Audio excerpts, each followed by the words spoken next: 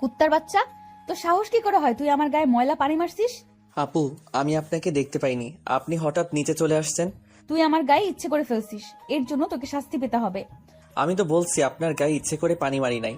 ঠিক আছে, আপনি যে শাস্তি দিবেন আমি মাথা পেতে নিব, তারপরেও আমার মরা বাবা মাকে গালি দিয়েন না। তুই এখনই আমার জামা পরিষ্কার করে দিবি এবং আগে 50 বার কান ধরে উঠবি আর বসবি। ঠিক আছে আপু, আপনি যা বলবেন আমি তাই করছি। কি আর করার, আপুর কথা মতো কান ধরে উঠতে বসতে লাগলাম। আপু রুমে গিয়ে জামা চেঞ্জ করে ময়লা জামা আমার সামনে দিয়ে রুমে চলে গেল। কান ধরা শেষ করে আপুর জামাগুলো নিয়ে ওয়াশরুমে চলে গেলাম। জামা পরিষ্কার করে ছাদের উপরে দিয়ে নিজের রুমে আসলাম। ওয়াশরুমে ঢুকে ফ্রেশ হয়ে কলেজে যাওয়ার জন্য রেডি হতে লাগলাম। রেডি হতে হতে আপনাদের পরিচয়টা দিয়ে দেই। আমি রাসেল। দুনিয়ায় আপন বলতে কেউ নেই। মা আমাকে জন্ম দেওয়ার 5 মাস পর অসুস্থ হয়ে মারা যায়। এরপর বাবা আমাকে লালন পালন করে। কোনো রকম এসএসসি পাশ করার পর আব্বু রোড দুর্ঘটনায় মারা যায়। আব্বু রিক্সা চালিয়ে আমার পড়ালেখার খরচ চালিয়েছে। বাবা মারা যাওয়ার 1 মাস পর ঢাকায় চলে আসি। রাস্তা দিয়ে হাঁটতে আসি, কোথায় যাব, কি করব, কিছুই মাথায় আসছে না। এই ঢাকা শহরে আমার কেউ নেই, তাই যাওয়ার মতো স্থান নেই। এসব ভেবে হাঁটতেছি, হঠাৎ একটা গাড়ি এসে আমাকে ধাক্কা মারে। আমি রাস্তার একপাশে গিয়ে পড়ি। এরপর আর কিছু মনে নেই। যখন চোখ খুলি তখন দেখি আমি একটা হাসপাতালের কেবিনে শুয়ে আছি। আমার পাশে একজন বাবার বয়সী লোক বসে আছে। আমাকে চোখ খুলতে দেখে উনি বলল, যাক, অবশেষে তোমার জ্ঞান ফিরেছে। আজ একদিন পর তোমার জ্ঞান ফিরে এসেছে। আমার কি হয়েছে? আমি হাসপাতালে কেন? ওই দিন রাতে তুমি রাস্তা দিয়ে হাঁটতে হাঁটতে মাঝখানে চলে আসো। আমার ড্রাইভার কন্ট্রোল করতে না পেরে তোমাকে ধাক্কা মারে। তারপর আমি আর ড্রাইভার তোমাকে ধরে হাসপাতালে নিয়ে আসি। ও, আপনাকে অনেক ধন্যবাদ আমার জীবন বাঁচানোর জন্য। আচ্ছা, আমাকে বলো তো, তুমি রাস্তার মাঝখানে চলে আসলে কেন? আসলে দুনিয়ায় আপন বলতে আমার কেউ নেই। আম্মু জন্ম দেওয়ার 5 মাস পর অসুস্থ হয়ে মারা যায়। এরপর বাবা ছিল। 1 মাস আগে বাবা সড়ক দুর্ঘটনায় মারা যায়। এরপর ঢাকায় চলে আসি কাজের খোঁজে। এই ঢাকা শহরে আমার কেউ নেই, তাই কোথায় যাব, কি করব, এসব কিছু ভাবতে ভাবতে হাঁটতেছিলাম। তারপর কি হলো আপনি তো জানেন। কে বলেছে তোমার আপন কেউ নেই? আজকে থেকে আমি তোমার সব। তুমি এখন থেকে আমার বাসায় থাকবে। আপনার পরিবারের মানুষ কি বলবে? আর আপনাকে তো আমি চিনি না। আমার পরিবারে আমি, স্ত্রী এবং একটা মেয়ে আছে। আর আমি হচ্ছি বাংলাদেশের টপ বিজনেসম্যানদের একজন, নাদিয়া গ্রুপ অফ কোম্পানির মালিক রহমান সিকদার। নাদিয়া হচ্ছে আমার মেয়ে। আমি আপনার বাসায় যেতে পারি, কিন্তু আমাকে কোনো কাজ দিতে হবে। তুমি আমাকে আপনি করে বলছো কেন? এখন থেকে আঙ্কেল বলে ডাকবে। আর তোমাকে এখন কোনো কাজ করতে হবে না। তুমি কতটুকু পর্যন্ত পড়াশোনা করেছো? জি, আমি এবার এসএসসি পাস করেছি।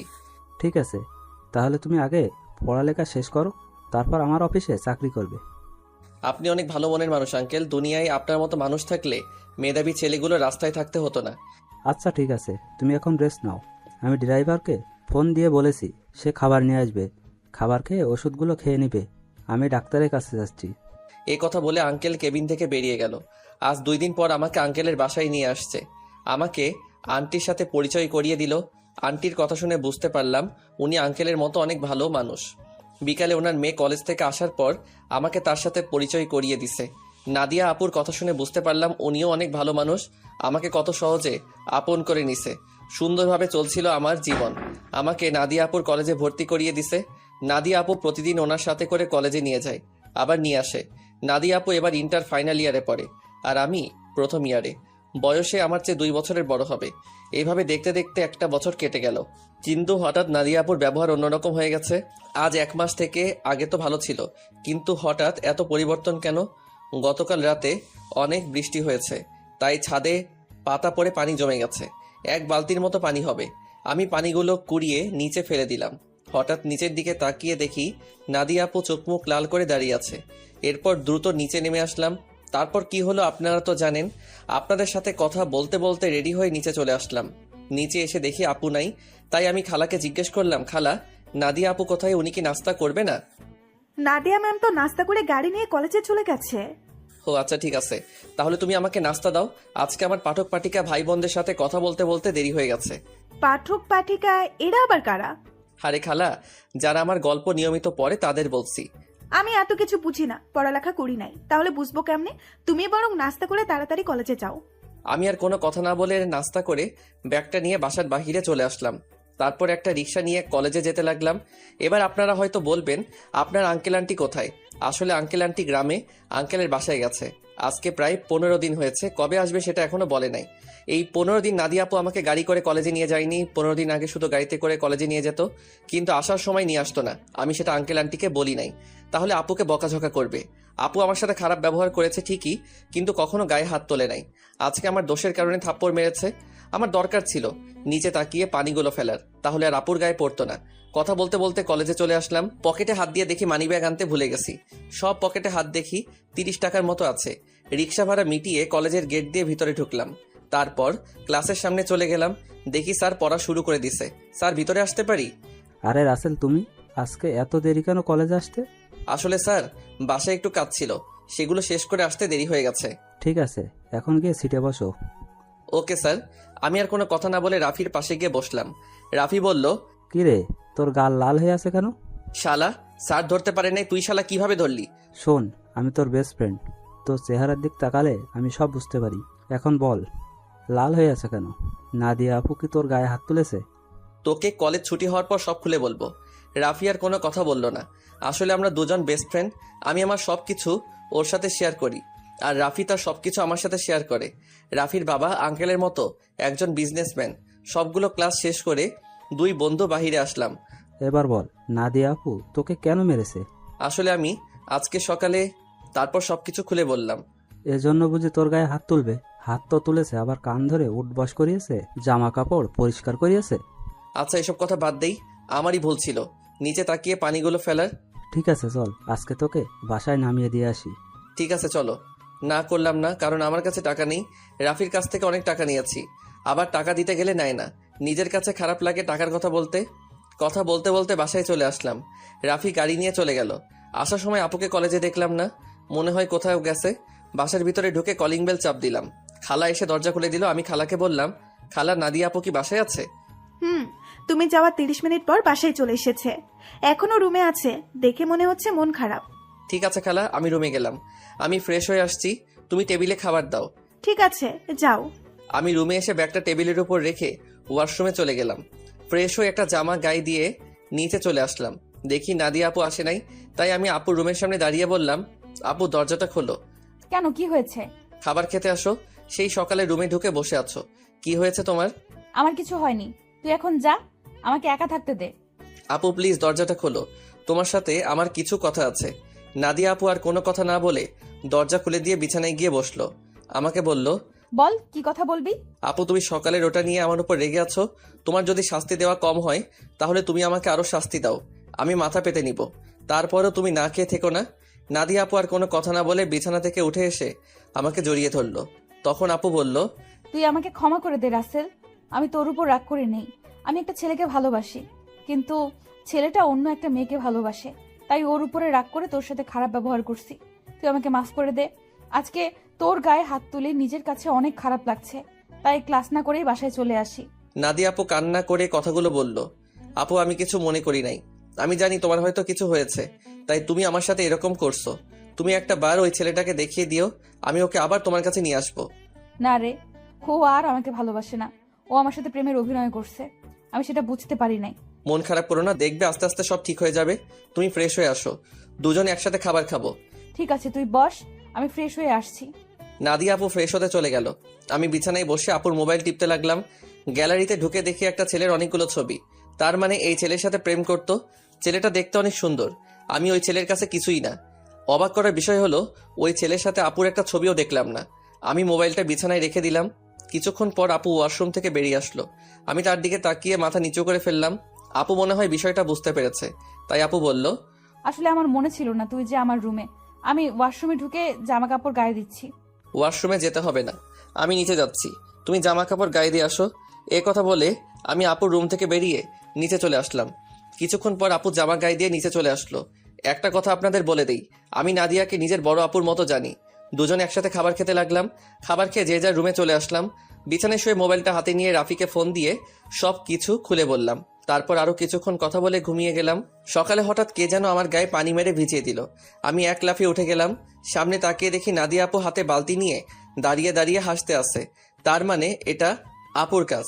তখন আমি আপুকে বললাম, আপু তুমি এটা কি করলে? আমার গায়ে পানি দিলে কেন? তোকে সেই সকাল থেকে ডাকছি, তোর ওঠার খবর নেই, তাই বাধ্য হয়ে তোর গায়ে পানি মারছি। তাই বলে তুমি পানি মারবে? দেখো পুরো শরীর ভিজে গেছে।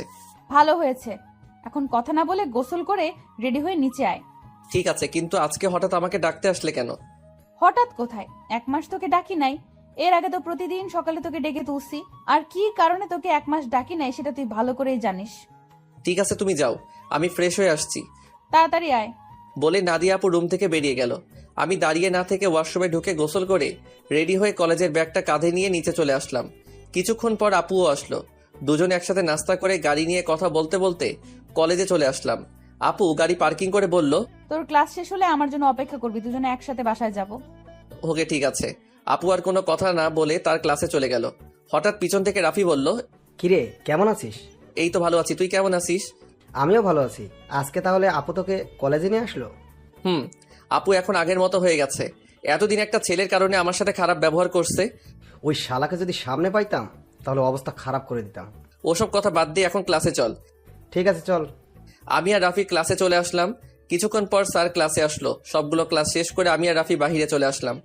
রাফি তাহলে তুই বাসায় যা, আমি আপুর জন্য অপেক্ষা করছি, দুজনে একসাথে বাসায় যাব। ওকে ঠিক আছে।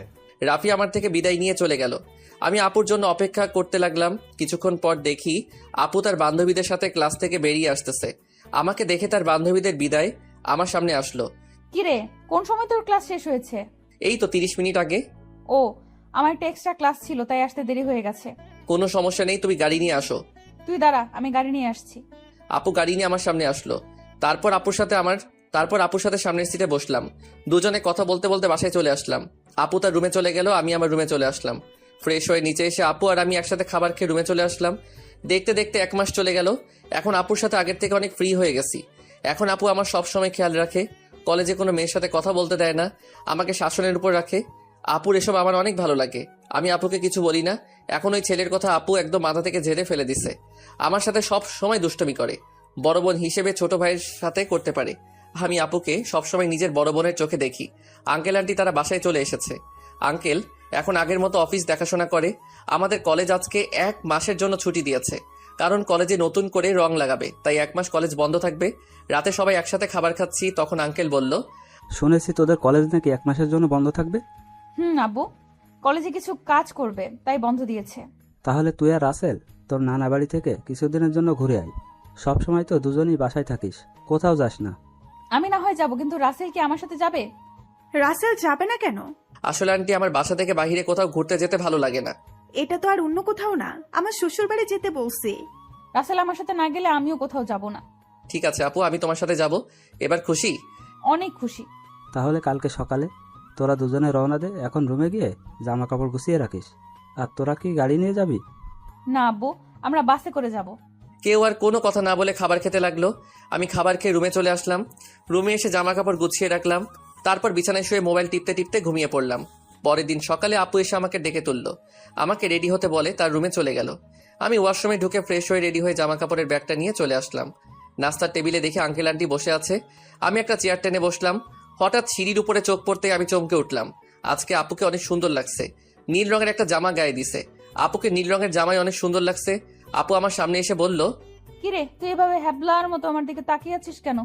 এই আপু আমাকে হ্যাবলা বলবে না, আমি কিন্তু তোমার থেকে অনেক সুন্দর আছি। আর আজকে তোমাকে নীল রঙের জামাই অনেক সুন্দর লাগছে।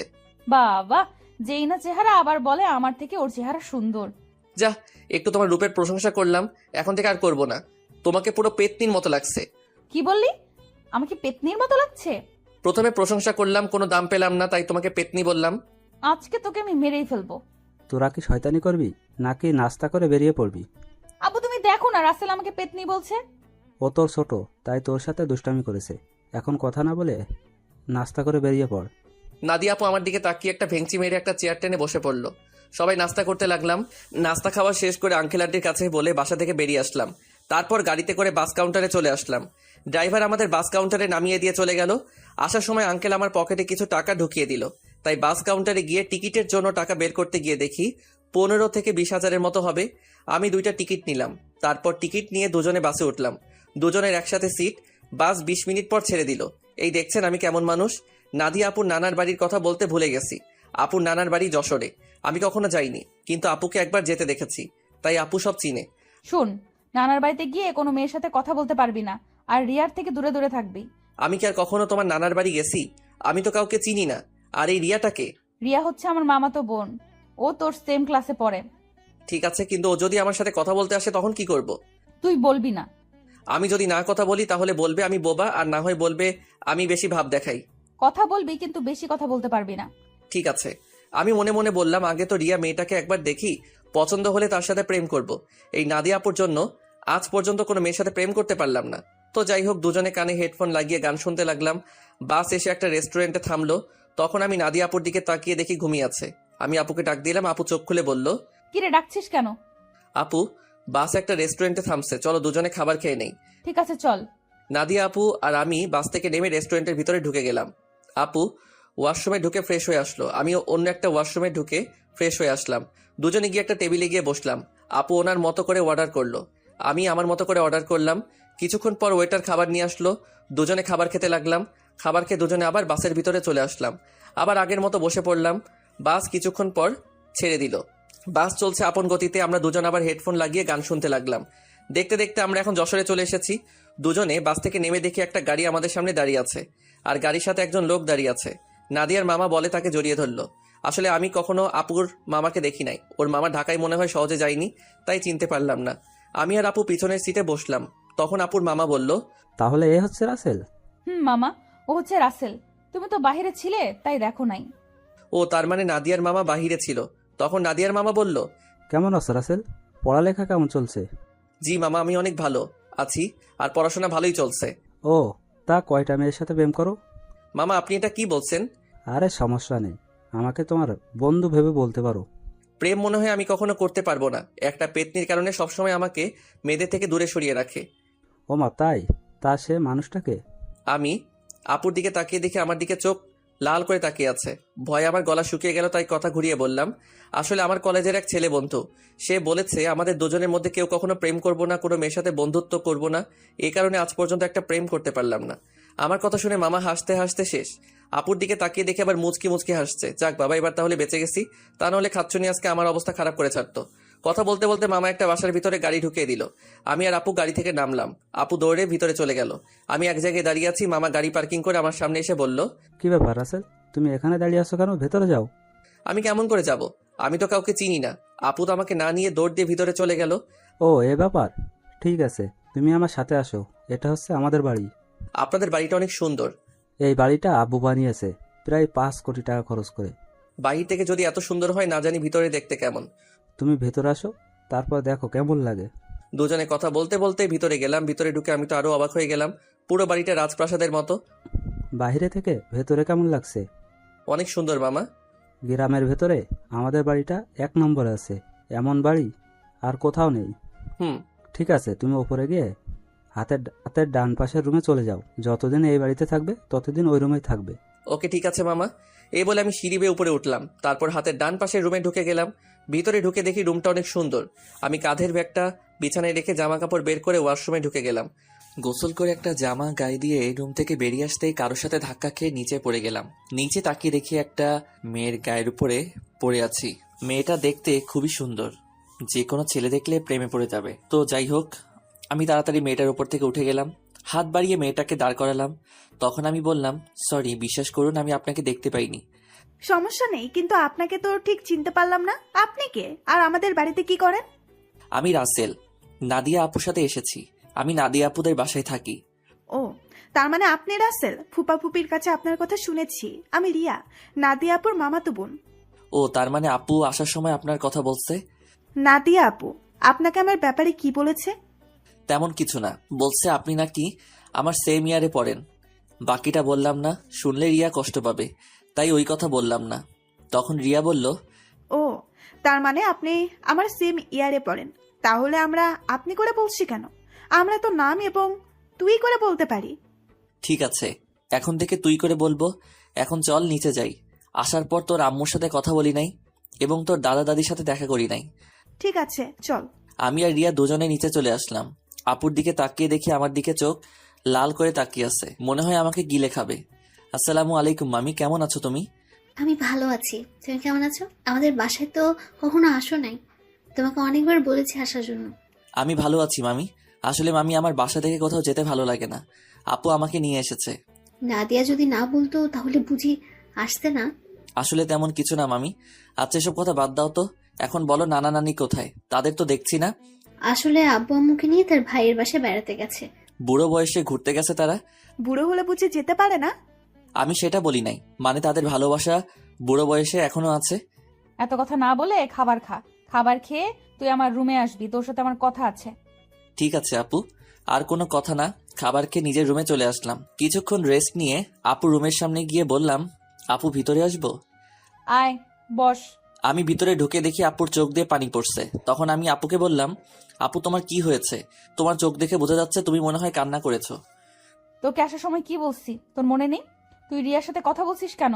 বারে, কথা বলে সমস্যা কোথায়? তোমাকে বলছি না আমি বেশি কথা বলবো না। ঠিক আছে, তুই এখন আমার রুম থেকে কোথাও যাবি না, আমার রুমে বসে থাকবি। আপু, পুরোটা রাস্তায় জার্নি করে আসছি, তাই ভাবছি একটা ঘুম দিমো। তাহলে আমার রুমে ঘুমিয়ে পড়, তোর রুমে যাওয়া লাগবে না।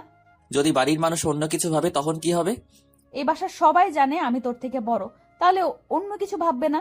কথা না বলে ঘুমিয়ে পড়। আমি আর কোনো কথা না বলে আপুর বিছানায় ঘুমিয়ে পড়লাম। এবার আপনাদের কিছু কথা বলি। আসলে নানা নানি এবং মামি অনেকবার ঢাকায় গেছে, তাই ওদের চিনি। কিন্তু রিয়া কখনো ঢাকায় যায়নি, আর কেন যায় না সেটা আমি বলতে পারবো না। আমার ঘুম আসার পর আপু আমার দিকে তাকিয়ে আছে আর মনে মনে বলে, রাসেল তুই কি আমার মুখের কথা বুঝতে পারিস না? আমি তোর এত খেয়াল কেন রাখি, তোকে কোনো মেয়ের সাথে কথা বলতে দেই না কেন? কারণ আমি তোকে অনেক ভালোবাসি। তোকে যদি আমার জীবনে না পাই তাহলে আমার এই জীবন শেষ করে দিব। আমি তোকে অন্য মেয়ের সাথে সহ্য করতে পারবো না। এই কথা বলে আপু আমার কপালে এবং গালে 4-5টা চুমু খেলো। তারপর রুম থেকে বেরিয়ে রিয়ার রুমে গেল। রিয়া বিছানায় শুয়ে কি যেন ভাবছে। তখন আপু রিয়ার পাশে বসে বলল, কিরে রিয়া, তোকে দেখে বোঝা যাচ্ছে তুই কিছু একটা নিয়ে চিন্তিত আছিস। আসলে আপু তেমন কিছু না। এখন বলো হঠাৎ আমার রুমে? কেন, তোর রুমে কি আসা যাবে না? আরে আমি ওইভাবে বলি নাই। আচ্ছা ওটা বাদ দাও, তোমাকে একটা কথা বলি। রাসেল কি কোনো মেয়ের সাথে প্রেম করে? কেন, আমার জানা মতে রাসেল কোনো মেয়ের সাথে প্রেম করে না। তা এটা কেন জিজ্ঞেস করলি? না আপু, এমনি জিজ্ঞাসা করলাম। তা আপু তোমার পড়ালেখা কেমন চলছে? আমার তো ভালোই চলছে, তোর কেমন চলছে? আমারও ভালোই চলছে। ঠিক আছে তুই থাক, আমি রুমে গেলাম। এই কথা বলে আপু নিজের রুমে চলে আসলো। আর এদিকে রিয়া ভাবছে, তাহলে আমার লাইন ক্লিয়ার। আমি রাসেলকে আমার করে নিব। আমি ওকে প্রথম দেখায় ভালোবেসে ফেলেছি। আমাকে যে করেই হোক রাসেলের মন জয় করতে হবে। কিন্তু আমি ওর মন জয় করব কেমন করে? তখন রিয়া ভাবতে লাগলো। হঠাৎ তার মাথায় একটা বুদ্ধি আসে, আমাকে তার সাথে প্রতিদিন কলেজে নিয়ে যাবে। তারপর আস্তে আস্তে রাসেলকে রিয়ার প্রতি দুর্বল করবে। বিকালে ঘুম থেকে উঠে দেখি আপু আমার পাশে শুয়ে আছে, যেন একটা পিচ্চি মেয়ে আমার পাশে শুয়ে আছে। আমি আপুর দিকে তাকিয়ে বিছানা থেকে নামতেই আপুর ঘুমটা ভেঙে গেল। কি ব্যাপার আপু, তুমি উঠলে কেন? ঘুম ভেঙে গেছে তাই উঠে গেলাম। তুই ফ্রেশ হয়ে আয়, দুজনে মিলে গ্রামটা ঘুরে দেখবো। ঠিক আছে, আমি রুমে গিয়ে ফ্রেশ হয়ে আসছি। এই বলে আপুর রুম থেকে বেরিয়ে নিজের রুমে চলে আসলাম। ওয়াশরুমে ঢুকে ফ্রেশ হয়ে একটা জামা গায়ে দিয়ে নিচে নেমে আসলাম। নিচে এসে দেখি রিয়া সোফায় বসে টিভি দেখছে। আমাকে দেখে সামনে এসে বলল, কি রে, তুই কি কোথাও যাবি? আপু আর আমি তোদের গ্রামটা ঘুরে দেখবো। আপু ফ্রেশ হয়ে আসছে। ঠিক আছে, তোরা আমার জন্য কিছুক্ষণ অপেক্ষা কর, আমিও তোদের সাথে যাব। এই বলে রিয়া দৌড় দিয়ে তার রুমে চলে গেল। কিছুক্ষণ পর আপু বেরিয়ে আসলো। আপুকে দেখতে অনেক সুন্দর লাগছে। আপু আমার সামনে এসে বলল, রাসেল আমি রেডি, এবার চল। একটু দাঁড়াও। রিয়া বলেছে সেও আমাদের সাথে যাবে, আমাদের অপেক্ষা করতে বলছে। আপু রিয়ার কথা শুনে মুখটা বেজার করে ফেললো। আমি বুঝতে পেরেছি, কিন্তু আমি তো আর রিয়াকে মানা করতে পারবো না। কিছুক্ষণ পর রিয়াও বেরিয়ে আসলো। রিয়াকেও অনেক সুন্দর লাগছে, হালকা মেকআপ করছে, তাতেই অনেক সুন্দর লাগছে রিয়াকে। তারপর আমরা তিনজন বাসা থেকে বেরিয়ে গ্রামের ভিতর দিয়ে হাঁটতে লাগলাম। গ্রামের দৃশ্য দেখতে অনেক সুন্দর। মন চায় সারাটা দিন সবুজ শ্যামলে গ্রামটা ঘুরে দেখতে। কি সুন্দর বাতাস বয়ে যাচ্ছে। বাতাসে আপু এবং রিয়ার চুল উঠছে। তাদের দিকে তাকিয়ে দেখে ওরা দুজন আমার দিকে তাকিয়ে আছে। আমি তো কিছুই বুঝতে পারলাম না। ঘুরতে ঘুরতে রাত 8টা বেজে গেল। আসলে আমরা রিয়াদের বাজারে আসছি। এখানে ফুচকা আইসক্রিম খেয়েছি। আপু বেশি খাইনি। চেহারাটা কেমন করে যেন রেখেছে, মনে হয় রিয়াকে সাথে করে আনার জন্য মন খারাপ করে ফেলছে। তো যাই হোক, তিনজনে হাঁটতে হাঁটতে বাসায় চলে আসলাম। যে যার রুমে চলে আসলাম। আমি ওয়াশরুমে ঢুকে ফ্রেশ হয়ে নিচে চলে আসলাম। সবার সাথে খাবার খেতে লাগলাম। আপু খাবার খাচ্ছে না, হঠাৎ হাত ধুয়ে রুমে চলে গেল। আমি হালকা কয়টা খাবার খেয়ে আপুর রুমে চলে আসলাম। রুমে এসে দেখে আপু বিছানায় শুয়ে আছে। আমি আপুর সামনে গিয়ে বললাম, আপু, আমি রিয়াকে আমাদের সাথে যেতে বলি নাই, সে নিজে এসেছে আমাদের সাথে। আপু কোনো কথা বলছে না, আবার অন্যদিকে মুখ ঘুরিয়ে নিল। এবার আমি আপুকে আমার দিকে ঘুরিয়ে বললাম, আপু তুমি কি আমার উপর রেগে আছো? প্লিজ, তুমি এভাবে মন খারাপ করে থাকলে আমার কাছে একটু ভালো লাগে না। হঠাৎ আপু আমার সাথে এমন কিছু করবে সেটা আমি কখনো ভাবতে পারিনি। আপু আমাকে জড়িয়ে ধরে ঠোঁটের সাথে ঠোঁট লাগিয়ে পাগলের মতো কিস করতে লাগলো। আমি ছাড়ার চেষ্টা করছি, কিন্তু আপু আমাকে শক্ত করে ধরে আছে। প্রায় 5 মিনিট পর ছেড়ে দিয়ে কান্না করতে করতে বলল, তুই কি কিছু বুঝিস না আমি কেন তোকে অন্য মেয়ের সাথে কথা বলতে দিই না? তোকে সব সময় চোখে চোখে রাখি, তোর এত কেয়ার করি কারণ আমি তোকে ভালোবাসি। আমি তোকে অন্য মেয়ের সাথে কথা বলতে দেখলে সহ্য করতে পারি না। আমি তোকে অনেক ভালোবাসি রাসেল। আমি তো আপুর কথা শুনে অবাক হয়ে গেলাম। আপু এটা কি বলছে? তখন আমি আপুকে বললাম, আপু তোমার মাথা কি ঠিক আছে? তুমি এটা কি বলছো? আমি তোমাকে বড় বোনের মতো সম্মান করি। আমি মনে করছি তুমি আমাকে ছোট ভাই হিসেবে এত কেয়ার এবং খেয়াল রাখো। না, আমি তোকে ভালোবাসি বলে এত কেয়ার এবং খেয়াল রাখি। প্লিজ রাসেল, তুই আমাকে ফিরিয়ে দিস না। আপু এটা কখনো সম্ভব নয়। তুমি আমার 2 বছরের বড়। এটা পরিবারের এবং আঙ্কেল আন্টি কখনো মেনে নিবে না। সমাজের মানুষ নানান ধরনের কথা বলবে। আমি পারবো না তোমাকে ভালোবাসতে। তুই যদি আমাকে ভালো না বাসিস তাহলে আমি নিজেকে শেষ করে দিব। আমি তোকে ছাড়া বড় অসহায়, আমি তোকে ছাড়া থাকতে পারবো না। এই তোমাদের মতো মেয়েদের বাংলা সিনেমার মতো একটা ডায়লগ আছে, কাউকে নিজের করে না পেলে আত্মহত্যা করবে, হাত কেটে ফেলবে, ছাদ থেকে লাফ দিবে, এমনকি বিষ খাবে। এগুলো ছাড়া আর কি তোমরা কিছু করতে পারো না? যাকে ভালোবাসি তাকে যদি নিজের করে না পাই, তাই মেয়েরা এসব করতে বাধ্য হয়। আমি তোকে সত্যিই অনেক ভালোবাসি। আপু আমি তোমাকে বোনের মতো জানি, আমি তোমাকে কখনো ভালোবাসতে পারবো না। তুমি এসব বিষয়ে আমার সাথে কথা বললে আমি তোমাদের সবাইকে ছেড়ে চলে যাব। না না, তুই কোথাও যাস না। তোকে না দেখলে আমি থাকতে পারবো না। ঠিক আছে, আমি আর কখনো তোকে ভালোবাসার কথা বলবো না। কথাটা যেন মনে থাকে। আগে যেভাবে চলতে এখনো সেভাবে চলবে। আমি এখন রুমে গেলাম। এই বলে নিজের রুমে চলে আসলাম। রুমে এসে বিছানায় শুয়ে আপুর কথাগুলো ভাবতে লাগলাম। আপু এটা কেমন করে বলল? আঙ্কেল আন্টি যদি জানতে পারে তাহলে আমাকে বাসা থেকে বের করে দিবে। তারপর আমি কোথায় যাব? এই সব কিছু ভাবতে ভাবতে কখন যে ঘুমিয়ে গেছি মনে নাই। সকালে রিয়া রুমে এসে ডাকতে লাগলো। ওই রাসেল, ওর তাড়াতাড়ি। কি হয়েছে, ডাকছিস কেন? আজকে তুই আমার সাথে কলেজে যাবি, তাই তোকে ডাকতে আসলাম। আমি তোর কলেজে যাব কেন? আমি তো তোর কলেজে পড়ি না। সেটা তো আমি জানি, তোকে আমাদের কলেজটা ঘুরে দেখাবো। তাড়াতাড়ি ওঠ। ঠিক আছে তুই যা, আমি ফ্রেশ হয়ে আসছি। রিয়া আর কোনো কথা না বলে আমার রুম থেকে বেরিয়ে গেল। আমি বিছানা থেকে উঠে ওয়াশরুমে ঢুকে ফ্রেশ হয়ে রেডি হয়ে নিচে চলে আসলাম। নিচে এসে দেখি মামা মামি নাস্তার টেবিলে বসে আছে। আমি গিয়ে একটা চেয়ার টেনে বসলাম। অনেক ভালো ঘুম হয়েছে মামা। তা তুমি এত সকালে ঘুম থেকে উঠলে কেন? রিয়া আমাকে ঘুম থেকে উঠিয়ে দিল তার সাথে কলেজে যাওয়ার জন্য। আমাকে নাকি তাদের কলেজটা ঘুরে দেখাবে। ও ঠিক আছে, তোমরা নাস্তা করো, আমি নাদিয়াকে ঘুম থেকে ডেকে তুলছি। আপু এখনো ঘুম থেকে উঠে নাই। এখনো তো ওঠে নাই? গতকাল রাতে অল্প কটা খাবার খেয়েছে। মেয়েটার হঠাৎ কি হলো? কি আর হবে, মনে হয় ভালো লাগছে না তাই খাবার কম খেয়েছে। হঠাৎ রিয়া এসে একটা চেয়ার টেনে আমার পাশে বসলো। তখন রিয়া বলল, কি হয়েছে আম্মু? তোমরা কি নিয়ে কথা বলছো? আপুর আবার কি হবে? কালকে তো আমাদের সাথে সুন্দরভাবে ঘোরাঘুরি করছে। মনে হয় অনেক হাঁটাহাঁটি করাতেই শরীর খারাপ লাগছে। হয়তো তাই হবে। ঠিক আছে, তোরা নাস্তা করে কলেজে যা। আমি নাদিয়ার ঘুম থেকে উঠলে তাকে জিজ্ঞেস করব। কেউ আর কোনো কথা না বলে নাস্তা খেতে লাগলো। আর আমি তো জানি আপু কেন এমন করছে। আপু যেটা চাচ্ছে সেটা কখনোই সম্ভব নয়। আমি কখনো আপুকে ওই রকম চোখে দেখি নাই। রিয়া আর আমি নাস্তা করে মামাকে বলে বাসা থেকে বেরিয়ে আসলাম। তখন রিয়া বলল, আচ্ছা রাসেল, দেখ তো আমাকে কেমন লাগছে। আমি তো এতক্ষণ রিয়ার দিকে খেয়াল করি নাই। আজকে রিয়াকে অনেক সুন্দর লাগছে। রিয়ার সৌন্দর্য ফুটে তুলছে তার ঠোঁটের পাশের তিলটাই। তখন আমি বললাম, আজকে তোকে অনেক সুন্দর লাগছে। যে কোনো ছেলে দেখলে প্রেমে পড়ে যাবে। কোনো ছেলে পড়ার দরকার নেই, তুই পড়লেই হবে। ওই বিড়বিড় করে কি বলছিস? কিছু না, একটা রিক্সা ডাক দে। বাসায় গাড়ি থাকতে রিক্সা করে কলেজে যাবি কেন? আমার মন বলছে তুই একটা রিক্সা ডাক দে। ওই একটা রিক্সা ডাক দিব কেন? আমরা তো 2 জন এখানে। একটা রিক্সা কি করে যাব? ওই হারামি, রিক্সায় করে আমি আর তুই যেতে পারবো না। বেশি কথা না বলে রিক্সা ডাক দে। ঠিক আছে দিচ্ছি। একদিনের পরিচয়, তুই আমার সাথে এইভাবে ঝগড়া করছিস? তোর সাথে তো এখনো কিছু করি নাই, তাড়াতাড়ি রিক্সা ডাক দে, এমনি দেরি হয়ে যাচ্ছে। আমি আর কোনো কথা না বলে একটা রিক্সা ডাক দিলাম। 2 জনে রিক্সায় উঠলাম। তখন রিয়া বলল, আচ্ছা রাসেল, তুই কি কখনো প্রেম করেছিস কোনো মেয়ের সাথে? আমার দ্বারা এসব হবে না। আমার সাথে কোনো মেয়ে প্রেম করবে না। আমার চেহারা ভালো না। কে বলেছে তোর চেহারা খারাপ? তুই দেখতে অনেক সুন্দর। সুন্দর হলে কি হবে? আপু তো আমাকে কোনো মেয়ের সাথে প্রেম করতে দিবে না। আর আমিও মনের মতো কাউকে পাইনি। আশেপাশে তাকালে তো পেতে পারিস। আমার পাশে তুই ছাড়া আর তো কেউ নেই, তাহলে পাবো কি করে? আরে পাগল, তোকে কি আমি অন্য কারো কথা বলছি? আমাকে কি চোখে পড়ে না? কিরে চুপ করে আছিস কেন? তোর কলেজ আর কত দূর? এই তো সামনেই। তারপর দুজনে কথা বলতে বলতে রিয়ার কলেজের সামনে চলে আসলাম। আমি রিক্সা ভাড়া দিলাম। রিয়া আমাকে মানা করছে, কিন্তু তারপরেও আমি ভাড়া দিছি। দুজনে গেট দিয়ে কলেজের ভিতরে ঢুকলাম। হঠাৎ কয়টা মেয়ে আমাদের সামনে আসলো। তাদের একটা মেয়ে বলল, কি রে রিয়া, তোর সাথে উনি কে? আগে তো কখনো দেখিনি। আরে আমার মনে হয় কি, আমাদের রিয়ার বয়ফ্রেন্ড। দেখতে কিন্তু অনেক সুন্দর। যদি রিয়ার আগে আমি দেখতাম তাহলে ওর সাথে প্রেম করতাম। ও আইসে, তোর যে চেহারা, এই চেহারার এরকম ছেলে কখনো পাবি না। ওই তোরা কি চুপ করবি? ঋতুমিতু, তোরা জানিস ওকে? ও হচ্ছে আমার ফুফাতো ভাই রাসেল। তুই তো কখনো আমাদের তোর ফুফাতো ভাইয়ের কথা বলিস নাই। আমি যদি জানতাম আমার ফুফাতো ভাই আছে তাহলে তো তোদের অবশ্যই বলতাম। তোরা তো আমার ফুফাতো বোন নাদিয়া আপুকে চিনিস, ওনার ছোট ভাই। ও আচ্ছা, তা ভাইয়া কেমন আছেন? আমি এতক্ষণ ওদের কথা শুনে মাথা নিচু করে রাখলাম। আর রিয়ার কথা শুনে তো আমি আরো অবাক হয়ে গেলাম। সে ওদের সত্যিটা বলে নাই।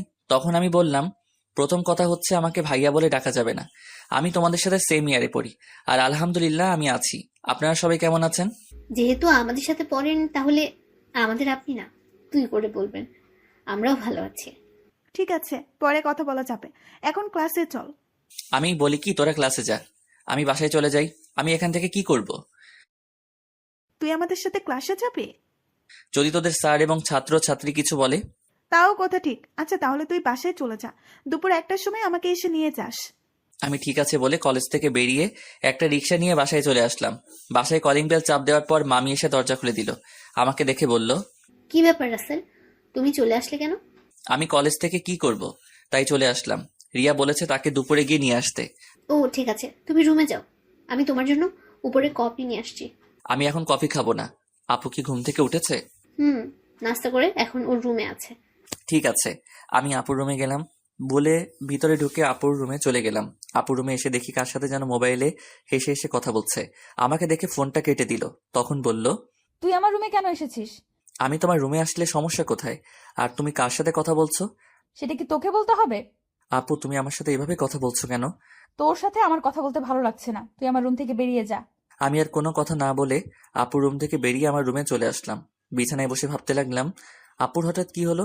আমার মনে হয় তার ভালোবাসা অ্যাকসেপ্ট না করার কারণে আমার উপর রেগে আছে। আপুর এমন কথায় কেন জানি আমার অনেক খারাপ লাগছে। পরে ভাবলাম, রাগ করলে করুক, কিছুদিন পর এমনি ঠিক হয়ে যাবে। আর কিছু না ভেবে একটা ঘুম দিলাম। দুপুরের দিকে ঘুম থেকে উঠে দেখি 1টা বাজার 10 মিনিট বাকি আছে। তাই কোনো রকম ফ্রেশ হয়ে মামিকে বাসা থেকে বেরিয়ে একটা রিক্সা নিয়ে রিয়ার কলেজের সামনে চলে আসলাম। কলেজের সামনে এসে দেখি রিয়া তার বান্ধবীদের সাথে বাহিরে দাঁড়িয়ে আছে। আমাকে দেখে ঋতু আর মিতুর থেকে বিদায় নিয়ে আমার সাথে রিক্সায় উঠে বসলো। তোর আসতে লেট হলো কেন? আসলে কলেজ থেকে গিয়ে ঘুমিয়ে পড়েছি, উঠতে একটু দেরি হয়ে গেছে, তাই আসতে একটু দেরি হয়েছে। ও তারপর দুজনে কথা বলতে বলতে বাসায় চলে আসলাম। এবার রিয়া আমাকে রিক্সা ভাড়া দিতে দিল না, রিয়া এবার রিক্সা ভাড়া দিল। তারপর দুজনে বাসার ভিতরে ঢুকে যে যার রুমে চলে গেলাম। দেখতে দেখতে 10টা দিন চলে গেল। রিয়া আর তার বান্ধবীদের সাথে ভালো বন্ধুত্ব হয়েছে, কিন্তু আপু আমার সাথে ঠিকভাবে কথা বলে না। সবসময় কার সাথে যেন ফোনে হেসে হেসে কথা বলে। আপুর এড়িয়ে চলা আমার অনেক খারাপ লাগে। এখন কেন জানি আপু ফোনে কারোর সাথে হেসে হেসে কথা বললে আমার কেমন জানি লাগে। রাতে সবাই মিলে খাবার খেতে লাগলাম। তখন নাদিয়া আপু বলল, মামা মামি আমি কালকে ঢাকায় ফিরে যাব, আমার জরুরি কাজ আছে। তুই যাবি মানে? তাহলে রাসেল কি করবে? ও যাবে কিনা সেটা বলতে পারে। রাসেল তুমি কি বলো, নাদিয়ার সাথে কি তুমি যাবে, নাকি তুমি আরো কিছুদিন থাকবে? না মামা মামি, আমিও আপুর সাথে কালকে চলে যাব। আমি থেকে কি করব? তা গাড়ি নিয়ে যাবে নাকি বাসে করে যাবে? না মামা, আমরা বাসে করে যাব, তুমি ড্রাইভারকে বলে দিও আমাদের বাস কাউন্টারে নামিয়ে দিতে। হঠাৎ রিয়ার আবার কি হলো? ও খাবার না খেয়ে রুমে চলে গেল কেন? সেটা আমি বলবো কেমন করে? তুমি গিয়ে তোমার মেয়েকে জিজ্ঞেস করো। ঠিক আছে, ওর সাথে পরে কথা বলবো, এখন খাবার খাও। সবাই খাবার খেতে লাগলো। আমি খাবার খেয়ে রুমে চলে আসলাম। রুমে এসে দেখি টেবিলের উপর একটা কাগজ, লেখা আছে, রাসেল তুই একটু ছাদে আয়, আমি রিয়া, তোর সাথে কিছু কথা আছে। রিয়া হঠাৎ আমাকে ছাদে যেতে বলল কেন? আমি আর কোনো কিছু না ভেবে রুম থেকে বেরিয়ে ছাদে চলে গেলাম। ছাদে নিয়ে দেখি রিয়া ছাদের একটা কোথায় অন্যদিকে তাকিয়ে আছে। আমি রিয়ার সামনে গেলাম, তারপর রিয়াকে বললাম, বল আমাকে ছাদে আসতে বললি কেন? রিয়া আমার দিকে ঘুরে তাকালো। রিয়ার চোখ দেখি লাল হয়ে আছে। মনে হয় কান্না করছে। রিয়া বলল, রাসেল, আমি তোকে কিছু কথা বলতে চাই, প্লিজ তুই না করিস না। কি কথা আগে সেটা বল। তারপর রিয়া আমাকে যে কথা বলল, সে কথা কখনো আমি রিয়ার থেকে আশা করি নাই। রিয়া এ কথা কিভাবে বলতে পারলো? রাসেল, আমি তোকে প্রথম যেদিন আমাদের বাসায় দেখি, তোর সাথে ধাক্কা খাই, সেদিন থেকে আমি তোকে ভালোবেসে ফেলেছি। আমি মনে করছি আরো কিছুদিন পর তোকে ভালোবাসার কথা বলবো, কিন্তু যখন শুনেছি তুই কালকে ঢাকায় ফিরে যাবি, তখন আমার মনটা অনেক খারাপ হয়ে যায়। আমি আর থাকতে পারলাম না, তাই তোকে সাথে ডেকে ভালোবাসার কথা বললাম। সত্যি রাসেল, আমি তোকে অনেক ভালোবাসি। এ কথা বলে রিয়া আমাকে জড়িয়ে ধরলো। আমি রিয়াকে বন্ধু ছাড়া অন্য কিছু ভাবি নাই, তাই ওর সাথে এত ফ্রি হয়েছি। কিন্তু রিয়া যে আমাকে ভালোবাসার কথা বলবে তা আমি কখনো ভাবিনি। আমি রিয়াকে আমার থেকে ছেড়ে বললাম, দেখো রিয়া, আমি তোকে বন্ধু ছাড়া অন্য কিছু কখনো ভাবিনি। আমি তোকে ভালোবাসতে পারবো না, তুই প্লিজ রাগ করিস না। তুই আমার থেকে অনেক ভালো ছেলে পাবি, আমাকে তুই ভুলে যা। রিয়া আমার কথা শুনে জোরে জোরে কান্না করে দিল। তারপর রিয়া বলল, তুই কেন আমাকে ভালোবাসতে পারবি না? আমি কি দেখতে খারাপ? কেন ভালোবাসতে পারবো না সেটা আমি বলতে পারবো না, আর তুই দেখতে অনেক সুন্দর। ঠিক আছে, জোর করে তো আর কারো ভালোবাসা পাওয়া যায় না, কিন্তু আমি তোকে কখনো ভুলতে পারবো না। তোকে আমি অনেক ভালোবেসে ফেলেছি। প্লিজ তুই পাগলামি করিস না, দেখবি তুই আমার থেকে ভালো ছেলে পাবি। ঠিক আছে, আমি রুমে গেলাম। এ কথা বলে রিয়া ছাদ থেকে নেমে গেল। এই কারণে মেয়েদের সাথে বন্ধুত্ব করি না। আমি আর কিছু না ভেবে ছাদ থেকে নেমে নিজের রুমে চলে গেলাম। বিছানায় শুয়ে পড়লাম। পরের দিন সবার থেকে বিদায় নিয়ে আমি আর আপু বেরিয়ে আসলাম। রিয়া আর আমার সামনে আসে নাই। ড্রাইভার আমাদের বাস কাউন্টারে নামিয়ে দিয়ে চলে গেল। আসার সময় আপু একটা কথাও বলে নাই আমার সাথে। আপুর এত পরিবর্তনে আমার অনেক খারাপই লাগছে। আপুর দুষ্টুমিগুলো কেয়ার করা সবকিছুই মিস করছি। আগে ঢাকায় ফিরে যাই, তারপর আপুর সাথে কথা বলবো। টিকিট কেটে দুজনে বাসে উঠলাম। দুজনে সিট একসাথে পড়েছে। আপু জানালার পাশে গিয়ে বসলো। দেখতে দেখতে আমরা ঢাকায় এসে পৌঁছে গেলাম। ড্রাইভার আঙ্কেল আমাদের নেওয়ার জন্য গাড়ি নিয়ে অপেক্ষা করছে। আমি আসার সময় ড্রাইভার আঙ্কেলকে ফোন দিয়ে আসতে বলেছি। দুজনে বাস থেকে নেমে গাড়িতে গিয়ে বসলাম। আমি ড্রাইভার আঙ্কেলের সাথে সামনের সিটে বসলাম। আপু পিছনের সিটে গিয়ে বসলো। আপুর দিকে তাকিয়ে দেখি কার সাথে যেন মোবাইলে চ্যাটিং করছে। আমি আপুর থেকে চোখ সরিয়ে নিলাম। কিছুক্ষণ পর বাসায় চলে আসলাম। আপু গাড়ি থেকে নেমে ভিতরে চলে গেল। আমি জামা কাপড়ের ব্যাগ নিয়ে ভিতরে গেলাম। আন্টি বলল, কি ব্যাপার রাসেল, তোমরা এত তাড়াতাড়ি বাসে আসলে যে?